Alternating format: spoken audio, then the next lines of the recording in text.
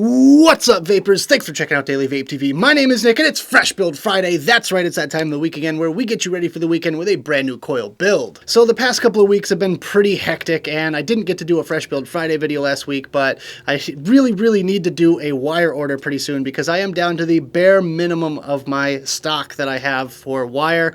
I really got to get some new stuff for these builds that you guys keep suggesting me, and I will make sure to get on those as soon as I possibly can. I just really need some wire in the meantime. But with that, I decided to go and take a look around my office and just kind of see what I can put together with what I have laying around. So that's what we're going to be doing today. Should be a fun little experiment. Hope you guys enjoy. So make sure you grab your wick, your wire, your addy, your mod, your juice, all that good stuff. Let's go down to the close-up view and build it up. Alright guys, so I have a few things laying around my office that I kind of wanted to get rid of, or at least just use and say I use them, which is this stuff right here. I've got some Coil Master pre-made twisted wire and some Coil Master pre-made Clapton coils, and I figured what better way to kind of use these products and to take a look at them is to actually build something a little bit more advanced using them. So today we're just going to take our two Clapton coils. If this goes well on a single coil, I might try it dual, but for now we're just going to stick with a single coil and see what it ohms out to. But I've got two of these Coil Master pre-made Clapton coils, and I need to add an extra wrap on there. So first thing I'm going to do is bring in our little jig here, and I got to figure out what size these coils are. I think they're about 2.5 millimeter, feels like. Or maybe 3. I don't know. They're pretty darn close, but I'm just going to go ahead and add one extra wrap onto this coil here. And then we're going to repeat that with our other coil. So just like this, throw an extra wrap on there. Just like that. Alright, so as you can see here, what I've done is actually duct taped the 2.5 millimeter bit from my coil jig kit, or Coil Master kit, to my screwdriver, which is also 2.5 millimeters. So what we're going to do is basically do a regular old parallel like we normally do, but we have to go in between both sets of wires. So this is going to be a little bit trickier. We've got our strand of wire here that we're going to be using. And let's let the camera focus real quick. And yeah, so we're just going to go for it here, I guess. Let's just see how this goes. I'm kind of curious myself. So basically just forcing this piece of wire. Oof, this is going to be tricky because I got to keep both of these leads going the same way or facing the same way while I'm wrapping. So, oof. Well, it seems to be working so far. Knock on wood.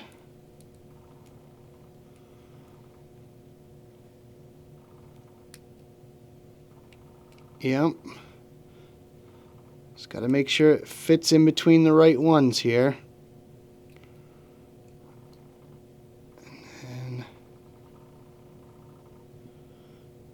yeah, just like that. Okay.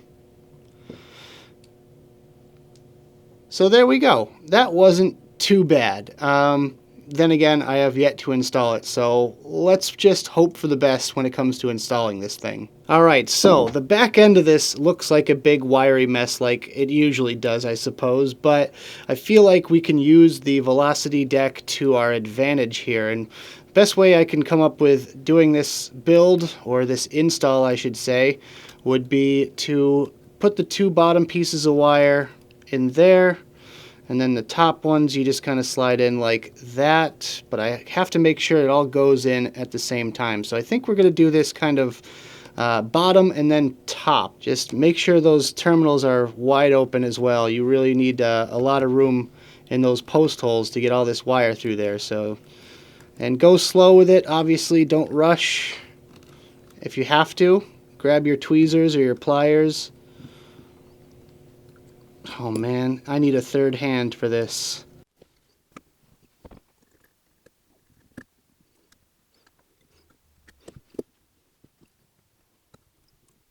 Alright, so I went ahead and cleaned it up a little bit after I installed it, and it's looking okay. I'm getting a little concerned that we're not going to have cap clearance, but I guess we'll cross that bridge when we come to it. So just going to chomp off all this extra wire here.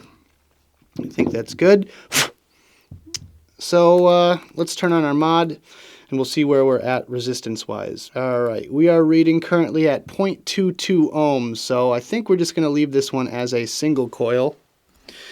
And, yeah, see how it performs, I guess. Just going to kind of squeeze these just a little tiny bit. It's going to be tough not to deform it, but you want to just gently squeeze it when you pulse fire it here. I have it set at 40 watts right now, so it's a fairly low wattage.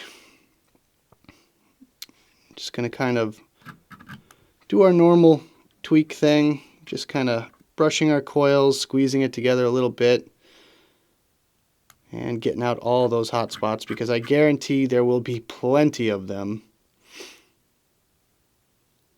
Overall, not looking too bad though. Definitely better off than I thought we were going to be.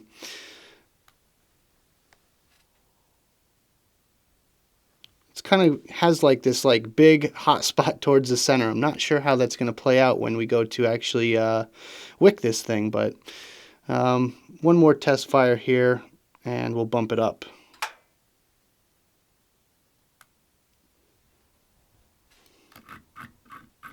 Alright, so we are now at 80 watts. Let's go ahead and give this thing a real test fire. Yeah, couple little hot spots, and it's getting hot right in the center of it, which is, it's going to be a nightmare wicking this thing. I have no idea how it's going to perform. But, I mean, everything looks pretty good other than, you know, the inconsistency. I mean, it's just a little bit inconsistent, and I just don't know how it's going to perform. It's not like it's, you know, majorly hot spotting or anything like that. I just think that's the nature of this coil. So, and, yeah, I guess we'll try to wick it.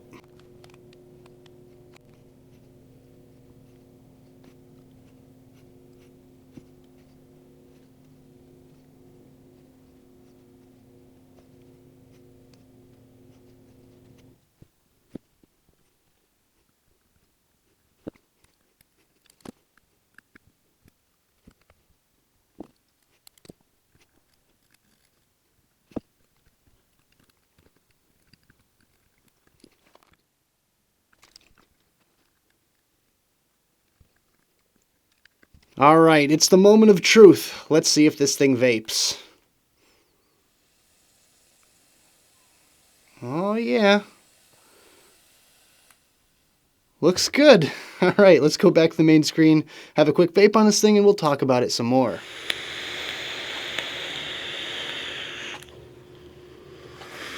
Alright guys, so I hope you enjoyed my interpretation of the Predator coil build, and yeah, I think you guys might have a little bit better of a building experience with this one, just because I kind of had to throw this together at the last minute with the stuff that I had laying around my office, and with that, I feel like I did a pretty decent job with this one here. I know I can do it better if I did it off camera, but obviously you have to make sure everything's in focus and on camera and all that stuff, and it's just a real big pain in the ass, but other than that, the final resistance came out to 0.24 ohms. I'm vaping it at 80 watts at 4.38 volts. My first category, as always, is the heat, and I do have this one wide open right now. Every air slot on this Velocity is wide open, and it's kind of interesting because it is a single coil, and having that back part of the airflow being open, I think actually kind of helps this situation, because you need a lot of airflow with this one here, just because it kind of blocks off that whole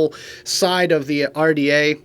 You really need a lot of airflow moving through this thing, so I tried to make my little gap underneath the coil, and it does help a little bit, and the upper airflow helps as well, just kind of directing that air directly towards the coil itself. And yeah, the heat on this one, getting back to my point, is manageable. It's not bad at 80 watts. I think it's a little bit on the cooler side of warm, I suppose, I guess would be the best way to describe it.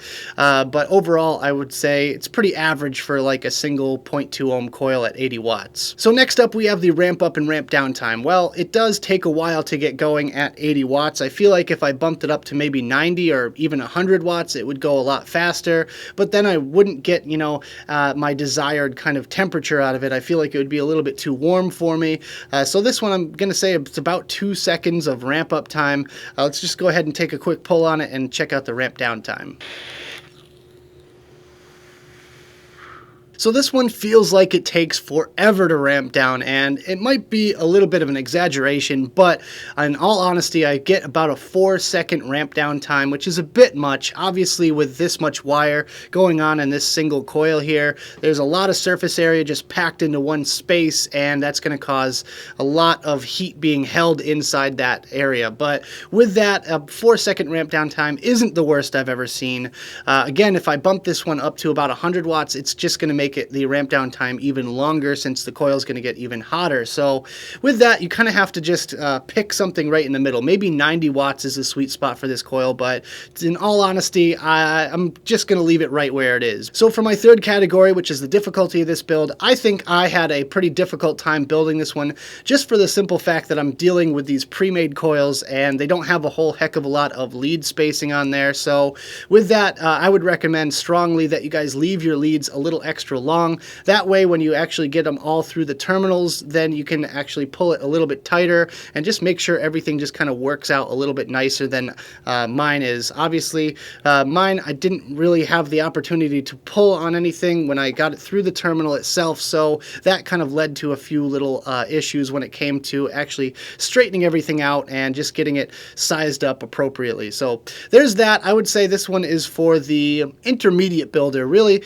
anyone can do this. It's basically just a dual coil with a paralleled wire in between, and it's not very difficult to build, but it's almost more difficult to install than it is to build. And another thing to note is you really want to make sure you have a big enough dripper to be able to handle this one. I chose the Velocity because it's a 2-post and it has the 2 sets of holes per post. It's a side airflow instead of a bottom airflow, and it's a little bit taller, so that's kind of why I went with the Velocity. But if you guys have something similar to that, I would definitely recommend using it, but there are definitely certain RDAs that this one will not work on, and I wouldn't recommend using. And my final category is the flavor. The flavor on this build is a little bit muted. I have tried this liquid before, which today I'm using the Fairmount by Cali Vapors, and I've used this liquid before on other devices, and in comparison to my go-to build, which is like a Fuse Clapton, it just seems a little bit more muted. This coil just seems to me like it's more about fashion than function. I don't think I would ever build this one again unless I really get a